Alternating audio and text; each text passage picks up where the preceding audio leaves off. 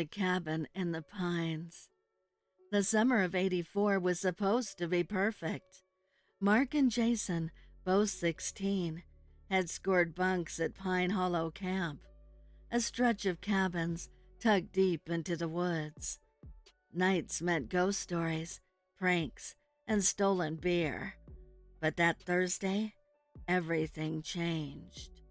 The boys sat in their dimly lit cabin, the single bulb flickering with each gust, rattling the thin walls. Jason tossed a baseball up and down, restless. "You hear that?" he asked, stopping mid-throw. Mark frowned. "What?" "Footsteps. Outside." They both froze. A dragging, deliberate crunch of boots circled the cabin. Jason crept to the window. Through the warped glass, he glimpsed a tall figure in a long coat. The man stood just beyond the tree line, head tilted, something glinting in his hand. A knife. Jason staggered back. "It's him! The killer they've been whispering about!" The cabin door creaked. The knob jiggled. Mark shoved a chair against it, whispering, "We need to run." But before they could, a scream tore through the woods, high-pitched, female. Somewhere out in the black pines, a group of girls were sprinting, branches whipping their faces as they stumbled over roots and rocks. Their breasts came ragged, their summer shorts and camp shirts streaked with dirt and blood. Behind them came the crunch of steady, merciless boots. "Keep going!" one girl sobbed, dragging another by the wrist. They didn't dare look back. In the cabin, Jason and Mark exchanged horrified glances. More screams echoed. Then silence. Too sudden, too absolute. The knob stopped rattling. The killer was gone. Or so they thought. The boys cracked the door open. The night air was sharp with the copper tang of blood. Somewhere near the lake, they heard splashing, thrashing, then another scream, cut short. Jason whispered, "We can't just sit here." But when they turned back, the door slammed shut on its own. The window shattered, shards flying inward. The killer's arm reached through the frame, groping for the lock. His coat sleeve was ripped, stained dark. The blade gleamed.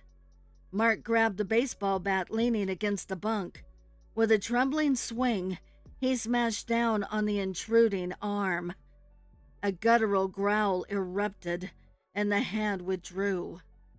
"Out the back!" Jason shouted. They bolted through the rear exit, into the black tangle of trees. Their lungs burned as they ran, hearts pounding in time with the killer's heavy footsteps following. Never hurrying, just steady, inevitable. Up ahead, through the branches, they spotted them. The girls. Huddled, trembling, eyes wide. One was missing.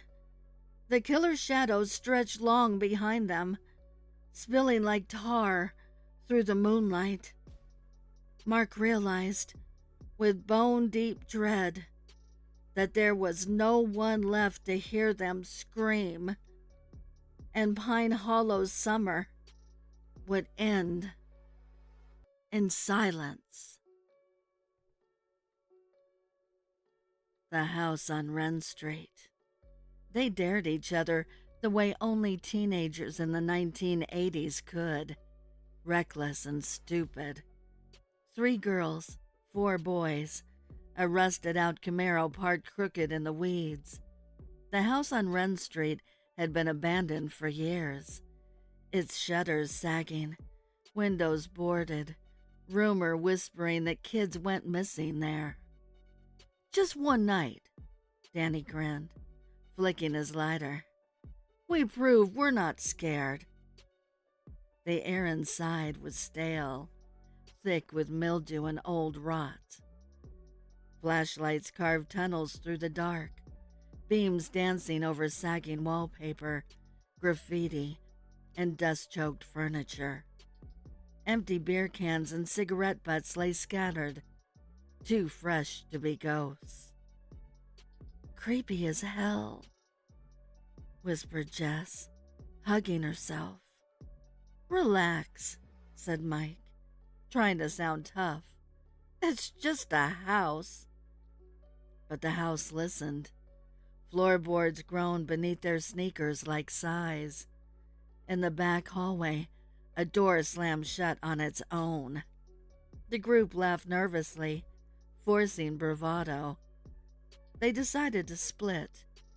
2 upstairs, 3 in the kitchen, the rest in the basement. That's when things went wrong. In the kitchen, Carly found a knife rack, every slot empty except one, its blade glistening, though the air was dry.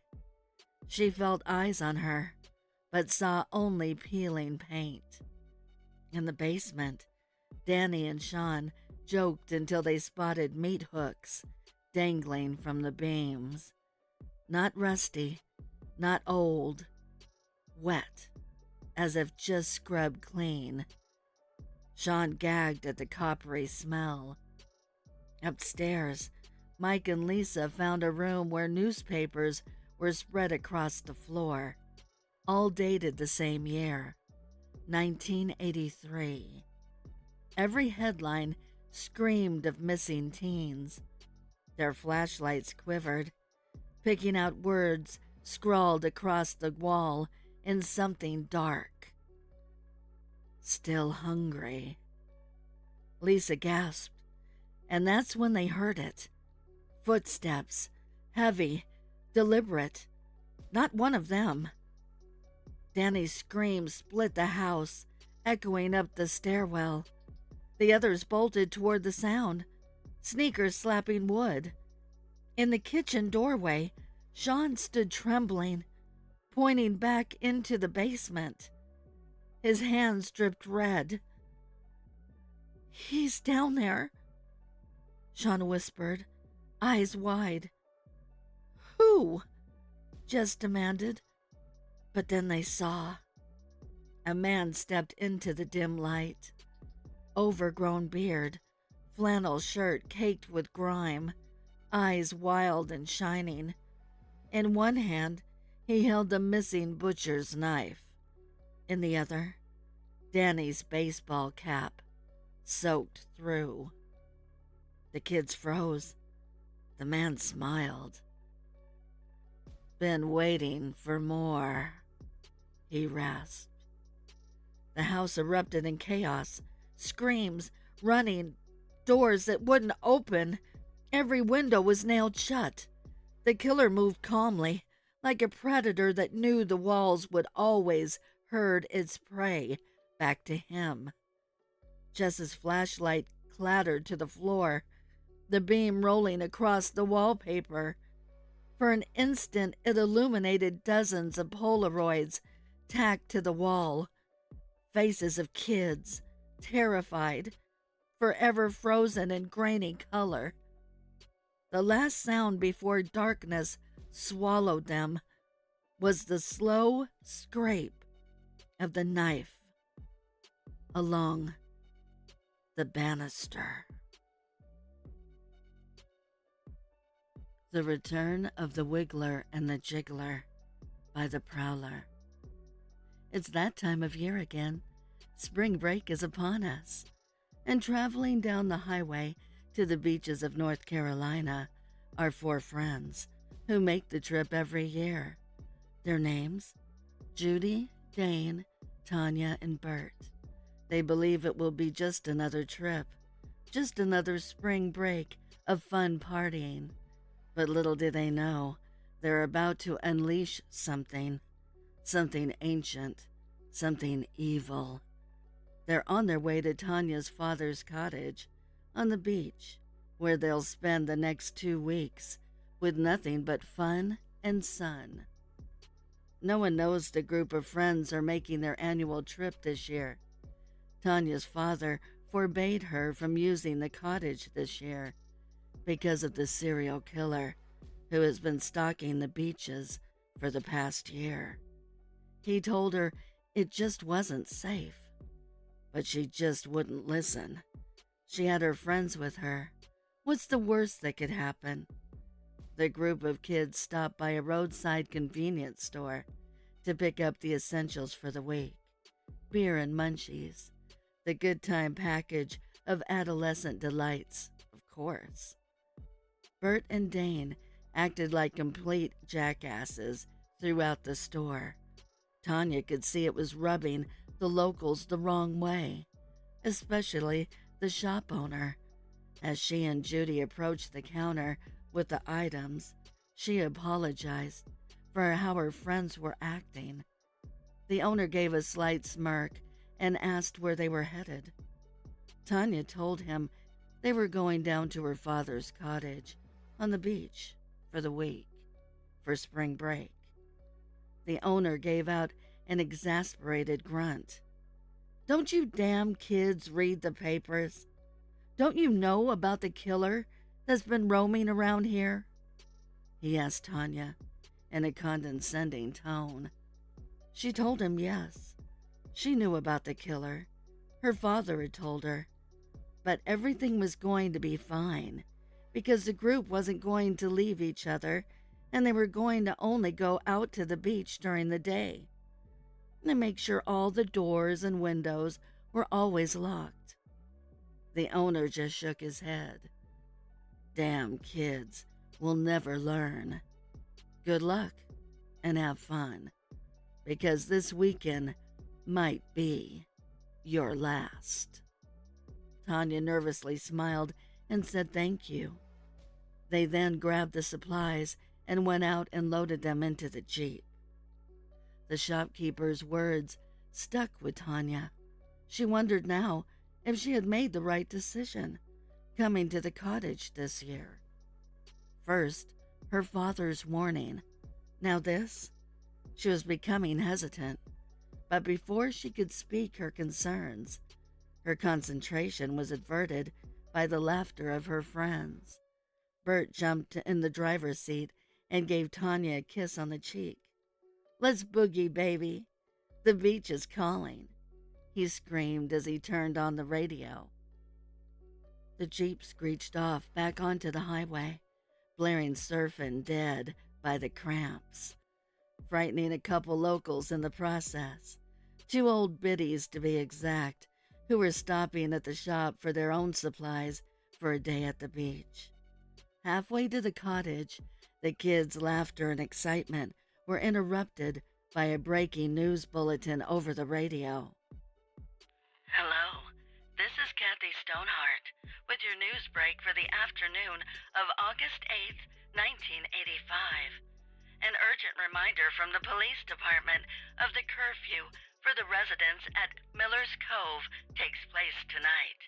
Anyone caught out on the beach will be apprehended and brought to the station for questioning. As you all know, the killer known as the Wiggler and the Jiggler struck again 2 nights ago, leaving the massacred body of victim number 12 in his wake. The curfew is for the community's safety, and the police department thank you for your cooperation. This is Kathy Stonehart, signing off." The rest of the car ride to the cottage was ridden in silence, too awkward and not knowing what to say. When they finally got to the secluded cottage at Miller's Cove, Bert pulled the Jeep into the driveway, and the group of friends continued to just sit there in silence. Dane broke the ice first. "How about that lady on the radio? That's some pretty gnarly stuff," he said with a chuckle. Bert started to laugh and said, "Shaw, brah, it was, but everything will be all right. We'll stick close to the cottage and make sure we only go down to the beach during the day. And together, so everybody be cool, because we're going to have a killer weekend." He smiled and squeezed Tanya's hand as he said this, trying to give her reassurance. They all then piled out of the Jeep and grabbed their things, then stood together, looking at the old cottage before going inside, almost as if they were looking for one last bit of reassurance before heading in. The cottage was a 2-story beach house, painted a dark navy blue, which was starting to fade from the harshness of the ocean weather. The garage was right in front, and a set of stairs on the side of the house that led up to the front entrance. The garage was opened, which surprised Tanya. There were some valuable things inside, mainly her father's workbench and all of his tools. She shrugged her shoulders and thought he must have forgot to close it the last time he was here, so no big deal. The group headed up the stairs and into the cottage and got everything situated, quickly getting their swimsuits on to go down to the beach while the sun was still out. Tanya stayed back, wanting to make some snacks and drinks to take out there for the group. In the middle of making lemonade, she swore she heard a loud thud coming from somewhere in the house. She stopped chopping lemons and held her breath, sticking her ear out, hoping to hone in on the noise. Then a second thud soon broke the silence. She thought it sounded like it came from the garage below her. Tanya decided to go investigate the strange noises, still holding the knife she was using to slice the lemons with in her hand. She went outside and down the stairs to the front of the house. The garage door was still open, and she didn't see anyone inside or anything out of place. She carefully walked inside the garage, standing in silence to see if she could hear the noise again. It was a windy day outside, and the hollow, eerie sound of the wind permeated the garage, sending a shiver up her spine. She was becoming a little frightened, being alone in the half-darkened garage. As she was about to turn and leave, she heard the thud again, followed by a muffled moan. It came from the storage room in the back corner of the garage. Tanya slowly walked deeper into the garage, towards the door to the storage room, gripping the handle of the knife tightly. She stood in front of the door, afraid to look at what was waiting for her inside, when all of a sudden, a hand grabbed her shoulder from behind. Tanya screamed and turned around quickly, raising the knife up, ready to attack. It was Judy, backing up quickly so not to get stabbed. Tanya yelled at her for scaring her and asked why she snuck up on her like that. Judy said, "When you hadn't came down to the beach yet, I got worried and came up to check on you to see if you needed any help. And when you weren't in the kitchen, I got real worried and decided to come down here to find you. And here you are. I didn't mean to scare you. What's with the knife anyways?" Tanya told her she had heard noises, loud thuds coming from the garage, while she was slicing lemons, so she decided to come down and investigate. Judy then said, "Okay, well, you've investigated and nothing's here. So can we go, please?" Tanya shook her head no, then pointed to the door. "The sounds are coming from the storage room, and I haven't looked inside yet," she said with a tremble of fear. Both girls stood there for a moment, gathered the courage to enter the room. Right as Tanya gathered the strength to reach for the old brass doorknob, a giggle could be heard from inside the room, followed by loud slapping and clapping. Tanya swung the door open, strengthened by a rush of courage that was quickly snuffed out by the smell of ungodly death and funk. The odor was reminiscent of a row of porta-potties in the closing hours at a food festival, a conga line of asses in and out, leaving their fecal mark. The girls doubled over in nausea, trying to catch their breaths. Then fear struck Tanya when she took control of her senses and scanned the inside of the room. Inside the room was a glow of brown candles, sturdy and upright. Those candles stood, emanating the smells of an unholy funk. In the middle of the room was Tanya's father, placed face down and cheeks up, ready for some kind of sacrifice. And in the shadows from the corner of the room, more giggling and loud slapping and clapping could be heard. Then out he slowly walked. It was the occult killer himself, the Wiggler and the Jiggler, the human disciple of the demon of shit himself, the almighty Stoolzabub. You always know when the Wiggler and the Jiggler is present by the sounds of his musical ass cheeks slapping and clapping together. Those were the loud thuds that Tanya had heard below her when she was in the kitchen. And it's a hot, humid one on the beach today, so his ass is moist and swampy, making the acoustics more prevalent, or should I say, the ass-acoustics. The girls were weakened every second being inside that tight enclosed storage room. The horrific smells of deadly ass and functification, and the deafening sounds of his wiggling and jiggling of his thunder cheeks were attacking their senses. They then fell to their knees and passed out from the sensory overload. About another 30 minutes passed, and the boys began to search for the girls. They searched high and low, but there was no sign of them. They stood in the kitchen, confused and now worried, when they heard two loud thuds come from below them. "It's the girls!" Bert shouted. They quickly ran out of the house, down the stairs and into the garage. There was no one inside, but the two could see a glow come from under the door that was left ajar in the back corner of the garage. Bert shouted, "Hey, babe, are you in there? What's been keeping you? You been dropping logs or something?" Dane laughed as he said this and asked if Judy was in there with her. "Cha, are you two in there playing battle shits? Or what?" "B-32, oh no, brah, you sunk my battle shit." The two started laughing as they reached the door. Bert opened the door. "Okay, babe, enough joking around. What are you guys doing in—" His words left him as he and Dane stood looking into the room. It was a massacre.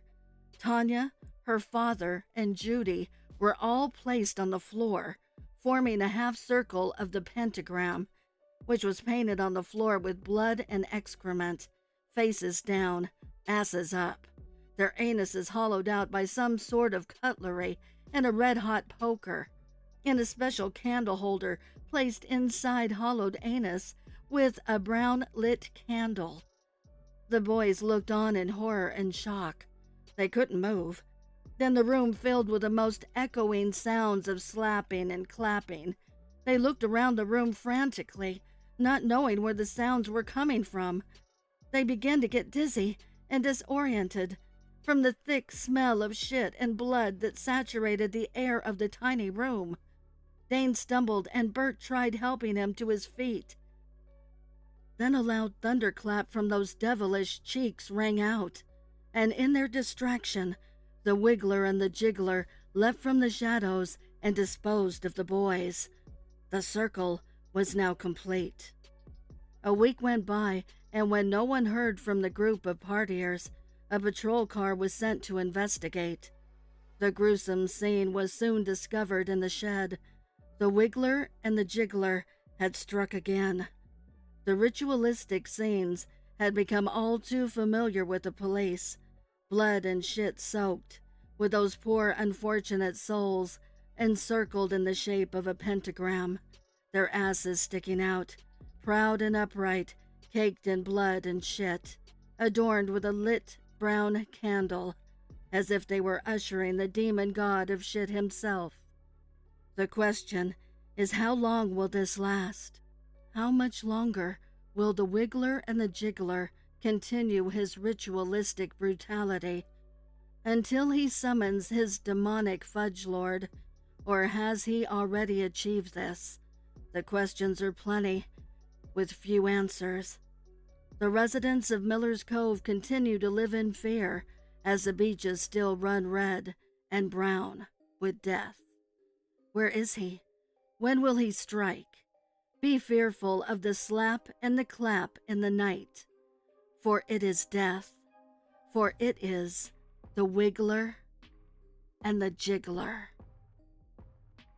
Beware the Bloody Moon by the Prowler.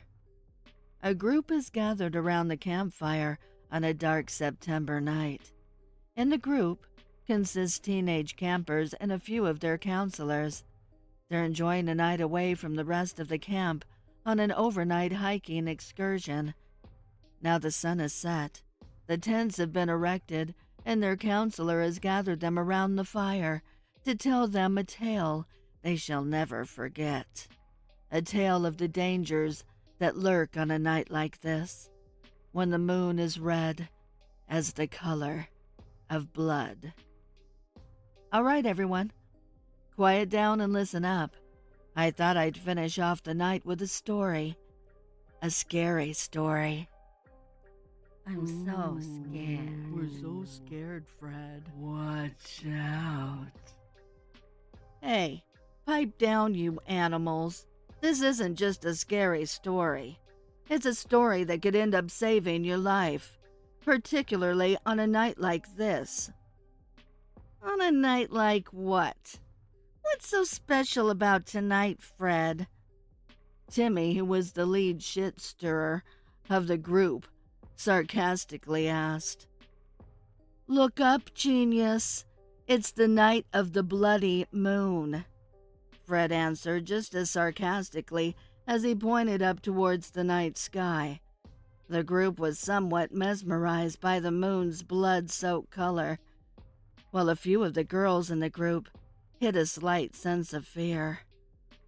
After a minute or so, Fred guided the group's attention back to himself and the story at hand. It was a night like this very one, about 20 years ago now. The incident happened not too far from this very site.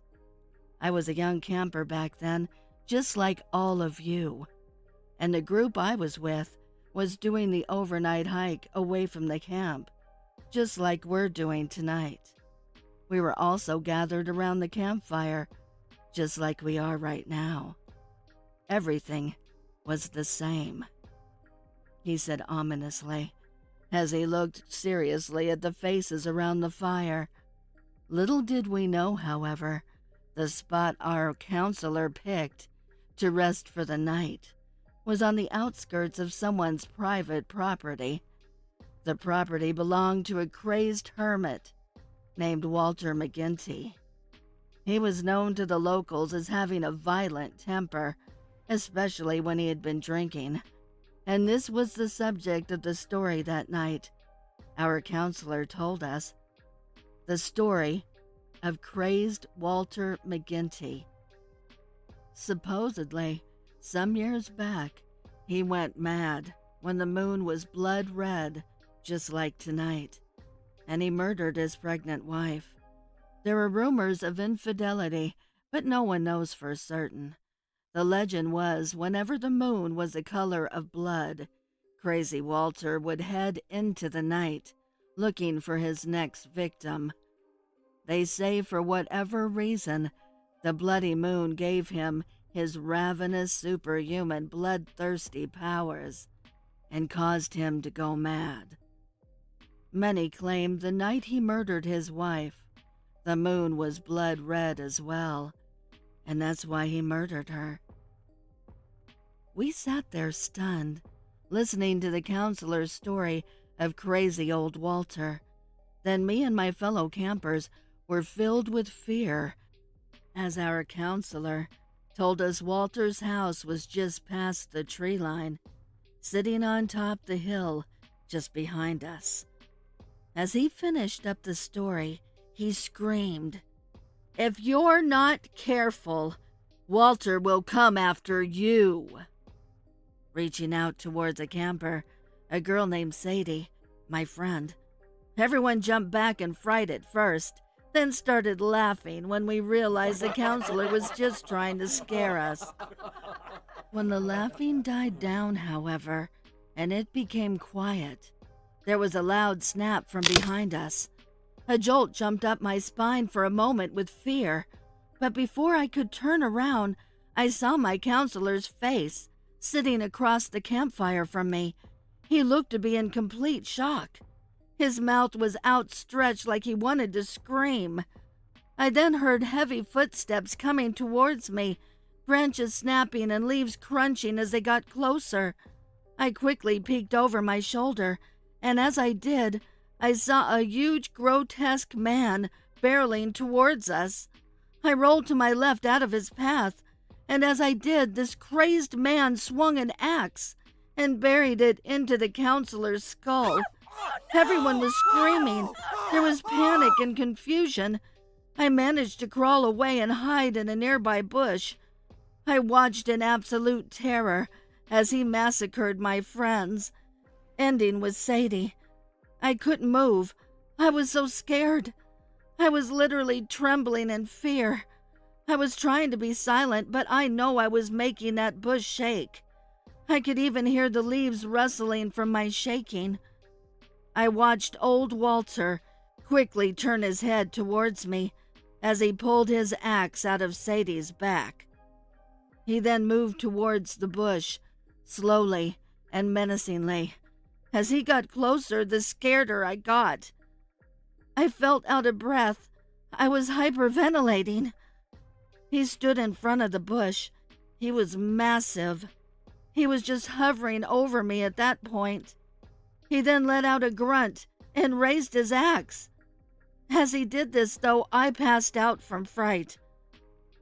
When I awoke the next morning, I was surrounded by police and the rest of the counselors from camp. I guess they searched for us when we never returned. I watched everyone horrifically murdered that night. I told everyone that would listen what had happened and who had done it, but they never found him. The question I've asked myself all these years is why crazed Walter McGinty let me live that night. And I guess I'll never know why. As Fred finished his story, he sat there in silence. Everyone in the group sat around the campfire in shock and fear. In the silence, a loud snap of a branch came from behind them. A few screamed as they heard this, and everyone looked behind them towards the sound. As they did this, in their distraction, Fred reached into his bag and pulled out a mask and an axe. The mask wasn't an ordinary mask. It was the skin from old Walter's face, who Fred had killed some years prior, and the axe was the same axe that Walter used to kill Fred's friends all those years ago. That horrific night left Fred unrepairably scarred, and he'd been fighting the madness ever since. It's another night of the bloody moon, however, and he can no longer keep his bloodthirsty madness at bay. And when his campers turn back around and see him standing there, wearing Walter's skin as a mask and holding an axe, he begins to murder them one by one, plunging his axe into any torso he comes across. Now completely consumed by madness, he looks at the bodies of his dying campers and says, "Beware the bloody moon, children."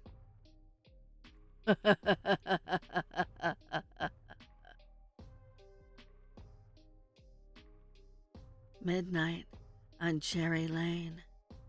The neighborhood was hushed, wrapped in shadows.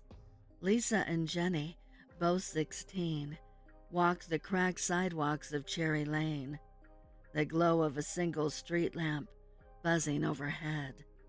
Their Walkman had died an hour ago, leaving only the sound of their sneakers and the occasional chirp of a cricket. "This is creepy," Jenny muttered. "Feels like the whole street's dead." Lisa smirked, trying to hide her unease. "That's because everyone's asleep. We're the only idiots out here." A sound cut through the night. Slow, dragging footsteps. They turned. At the far end of the block, a figure emerged from the dark. A man in a long tattered coat that brushed the pavement, the fabric whispering as he moved. His head was bowed, but in his hand gleamed a knife, the steel catching the weak streetlight. Lisa's throat tightened. "Let's just go. Now." They picked up their pace, sneakers scuffing faster, but the man matched them. His steps were measured, almost lazy, the knife dangling loosely as though he had all the time in the world. Jenny's breath hitched. "He's following us." "Run!" Lisa hissed. They bolted, racing past driveways and shuttered houses. No lights flickered on. No voices called out. The entire neighborhood seemed to hold its breath. Behind them, the steady rhythm of boots never faltered. Scrape, step, scrape. Closer and closer. They darted up a driveway, crouching behind a rusted station wagon. Both girls clutched each other, trying not to sob, hearts hammering. For a moment, silence. Then came the scrape of steel against metal, the knife's edge dragging along the car door with a long, piercing screech. Jenny whimpered, clapping both hands over her mouth. The sound stopped. Lisa dared peek over the hood. The street was empty. No coat, no knife, no man. Relief washed over her until Jenny's eyes widened. A reflection gleamed in the car window beside them. Pale eyes, a twisted grin, the knife already raised. Before they could scream, the blade struck the glass, spiderwebbing the window. Once, twice, the third blow punched clean through. The last thing they heard was the groan of the door handle turning, the long coat brushing the ground as he leaned closer.